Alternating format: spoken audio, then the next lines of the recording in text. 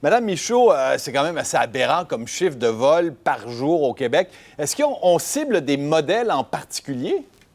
En fait, oui. Chaque année, le Bureau d'assurance du Canada sort les véhicules qui sont le plus volés au Québec, de même que les véhicules les plus volés au Canada. Et ce qui est un peu surprenant, c'est qu'au Québec, on est une société distincte, incluant pour le vol automobile, puisque ce qui est beaucoup volé au Québec, c'est les véhicules sport utilitaires, là, les fameux VUS, alors que du côté du Canada anglais, c'est plus les camions de la catégorie F-150, F-250, Les F-350, pick-up, les comme on fameux pick-up, comme on dit. Donc, oui, on est un petit peu différent au Québec. Dites-moi donc aussi le fait que ces modèles-là, il y a les modèles, mais il y a aussi ce que contiennent les véhicules qui attirent ceux qui seraient tentés de partir avec le véhicule.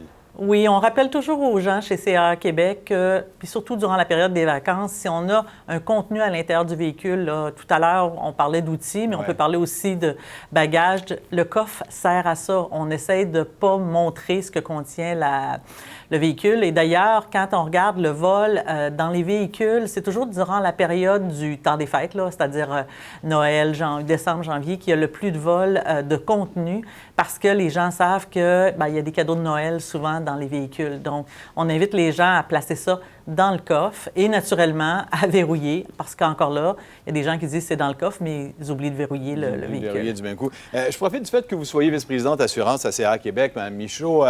On imagine très bien qu'un vol comme ça a tout de suite un impact sur les primes que les gens ont à payer, sur les polices. C'est effectivement un vol entier, donc un vol du véhicule au complet, là, pas juste l'intérieur. Là. C'est effectivement quelque chose qui va vous suivre pendant quelques années dans votre dossier de réclamation d'assurance. C'est sûr que la prime vol dans la prime totale d'un contrat d'assurance auto, là, c'est pas 100 là. Il y a une partie de la prime qui est pour la responsabilité civile, il y a une partie de la prime qui est pour la collision.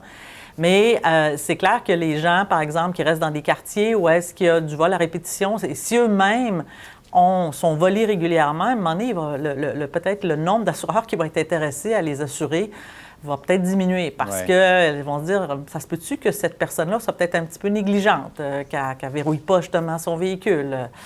Donc, je pense que c'est un travail d'équipe. Tout à l'heure, les policiers en parlaient bien, de dire, ben oui, nous, on fait de la prévention, on vérifie si les portières sont verrouillées dans les stationnements, mais les consommateurs, aux autres aussi, ont un travail à faire sur eux-mêmes, c'est-à-dire de dire, ben on a un petit travail pour faire de la prévention de notre côté. Là. Et dernière petite question, là, d'appoint, si on devait donner les deux principaux conseils aux automobilistes là, pour s'assurer le mieux possible d'essayer d'éviter de se faire voler son véhicule.